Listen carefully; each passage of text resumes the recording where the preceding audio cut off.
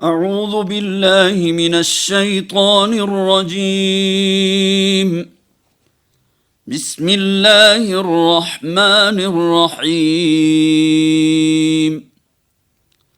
هذا نذیر من النذر الأولى أزفت الآزفة ليس لها من دون الله كاشفة أفمن هذا الحديث تعجبون وتضحكون ولا تبكون وأنتم سامدون فاسجدوا لله واعبدوا صدق اللہ العظیم۔ اب آپ عربی الفاظ کے معنی سماعت فرمائیے۔ النذر یہ لفظ نذیر کی جمع ہے، اس کا معنی ہے ڈرانے والے، تنبیہ کرنے والے۔ الآزفۃ اس کا معنی ہے قیامت کی گھڑی۔ تعجبون فعل مضارع ہے، صیغہ جمع مذکر غائب، اس کا معنی ہے تم تعجب کرتے ہو۔ تضحکون یہ فعل مضارع ہے، صیغہ جمع مذکر غائب، اس کا معنی ہے تم ہنستے ہو۔ لا تبکون نفی فعل مضارع صیغہ جمع مذکر غائب، اس کا معنی ہے تم روتے نہیں۔ سامدون یہ لفظ سمد سے ہے، اہل لغت نے کہا کہ یہ یمنی لغت ہے، اس کا معنی ہے گانا بجانا، اعراض کرنا اور تکبر کرنا۔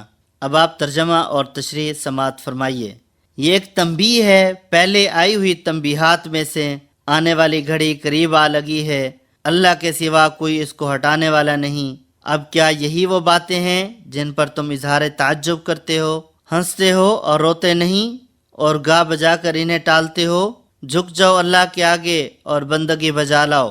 ان آیات مبارکہ میں اللہ جل شانہ ارشاد فرما رہے ہیں کہ یہ خوف اور ڈر سے آگاہ کرنے والے ہیں، یعنی حضور نبی کریم صلی اللہ علیہ وسلم کی رسالت بھی ایسی ہی ہے جیسے آپ صلی اللہ علیہ وسلم سے پہلے انبیاء اور رسل کی رسالت تھی۔ جیسا کہ قرآن حکیم کی ایک اور آیت میں فرمایا، کل ما کنت بدعا من الرسل، یعنی میں کوئی نیا رسول تو ہوں نہیں، رسالت مجھ سے شروع نہیں ہوئی بلکہ دنیا میں مجھ سے پہلے بھی بہت سے رسول آ چکے ہیں۔ نذیر عربی میں اسے کہتے ہیں، مثلا ایک جماعت ہے جس میں سے ایک شخص نے کوئی ڈراؤنی چیز دیکھی اور اپنی قوم کو اس سے آگاہ کیا۔ قرآن حکیم میں ایک اور جگہ ارشاد ربانی ہے، نذیر لکم بین یدی عذاب شدید، میں تمہیں سخت عذابوں سے مطلع کرنے والا ہوں۔ اسی طرح احادیث مبارکہ میں بھی یہی وارد ہوا ہے کہ آپ صلی اللہ علیہ وسلم نے فرمایا، میں تمہیں کھلم کھلا ڈرانے والا ہوں۔ پھر ان آیات مبارکہ میں قیامت کے بارے میں فرمایا کہ قیامت کی گھڑی بالکل قریب ہے، نہ تو کوئی اسے دفع کر سکتا ہے، نہ اس کے آنے کا صحیح وقت معین کسی کے علم میں ہے۔ یہ خیال نہ کرو کہ سوچنے کے لیے ابھی بہت وقت پڑا ہے، کیا جلدی ہے کہ ان باتوں پر ہم فوراً سنجیدگی کے ساتھ غور کریں اور انہیں ماننے کا بلا تاخیر فیصلہ کر ڈالیں؟ نہیں، ہرگز نہیں۔ تم میں سے کسی کو بھی یہ معلوم نہیں ہے کہ اس کے لیے زندگی کی کتنی مہلت باقی ہے۔ ہر وقت تم میں سے ہر شخص کی موت بھی آ سکتی ہے اور قیامت بھی اچانک پیش آ سکتی ہے، اس لیے فیصلے کی گھڑی کو دور نہ سمجھو۔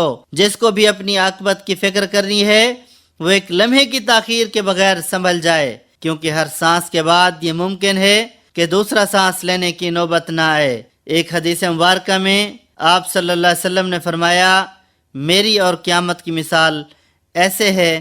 پھر آپ صلی اللہ علیہ وسلم نے اپنی شہادت کی انگلی اٹھا کر ان کا فاصلہ دکھایا کہ فیصلے کی گھڑی جب آئے گی تو نہ تو تم اسے روک سکو گے اور نہ تمہارے معبودان غیر اللہ میں کسی کا یہ بل ہوتا ہے کہ وہ اس کو ٹال سکے۔ ٹال سکتا ہے تو اللہ ہی ٹال سکتا ہے، اور وہ اسے ٹالنے والا نہیں ہے۔ اسی طرح ان آیات مبارکہ میں کلمہ حاضل حدیث استعمال ہوا ہے، جس سے مراد وہ ساری تعلیمات ہیں جو رسول اللہ صلی اللہ علیہ وسلم کے ذریعے سے قرآن مجید میں پیش کی جا رہی تھی، اور تعجب سے مراد وہ تعجب ہے جس کا اظہار آدمی کسی انوکھی اور ناقابل یقین بات کو سن کر کیا کرتا ہے۔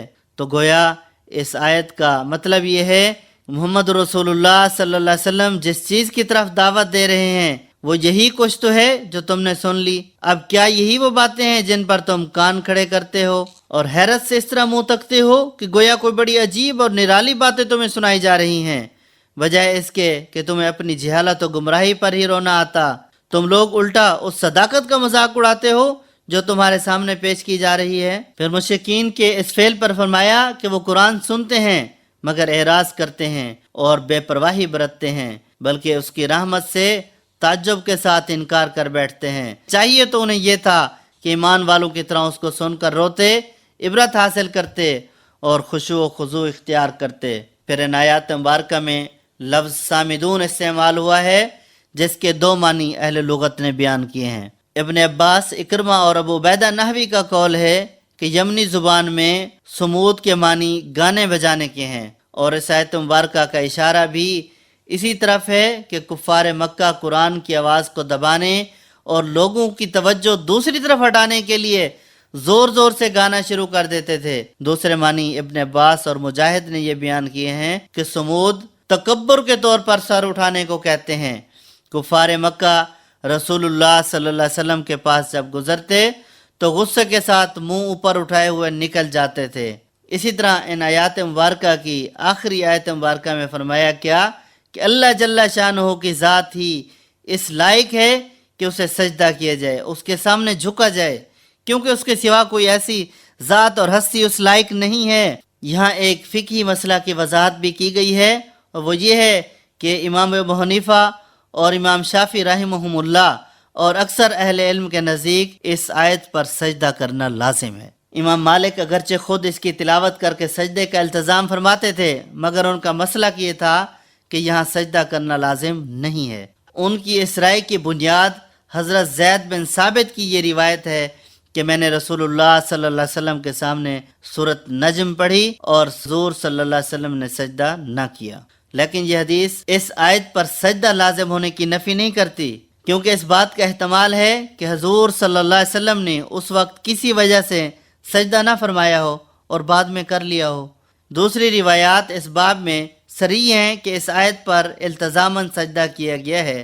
حضرت عبداللہ بن مسعود، حضرت عبداللہ بن عباس اور مطلب بن ابی وداع رضی اللہ عنہم کی متفق علیہ روایات یہ ہیں کہ حضور صلی اللہ علیہ وسلم نے جب پہلی مرتبہ حرم میں یہ سورت تلاوت فرمائی تھی تو آپ نے سجدہ کیا اور آپ کے ساتھ مسلم و کافر سب سجدے میں گر گئے۔ اسی طرح بخاری، احمد نسائی اور ابن عمر کی روایت ہے کہ حضور صلی اللہ علیہ وسلم نے نماز میں سورۃ نجم پڑھ کر سجدہ کیا اور دیر تک سجدے میں رہے۔ تو گویا قرآن حکیم میں جس آیت پر آپ صلی اللہ علیہ وسلم نے سجدہ کیا یا سجدے کا حکم دیا تو وہاں سجدہ کرنا واجب ہے۔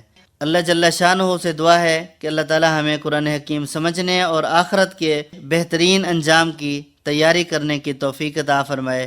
آمین یا رب العالمین۔ وما علینا الا البلاغ المبین۔